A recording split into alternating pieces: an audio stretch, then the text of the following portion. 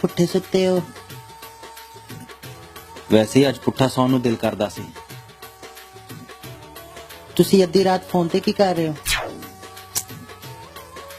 Facebook ਤੇ candy crush ਖੇਲ ਰਹੇ ਹਾਂ। ਸੌ ਜਾ ਤੂੰ ਚੁੱਪ ਕਰਕੇ।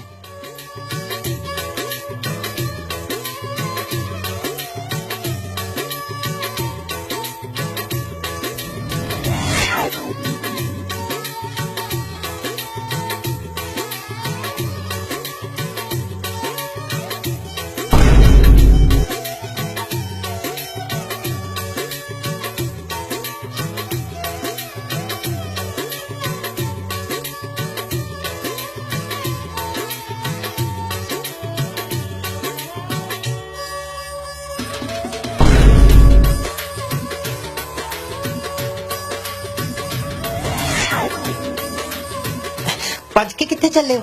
ਫੜ ਤਾਂ ਮੈਂ ਤੁਹਾਨੂੰ ਲਵਾਂਗੀ।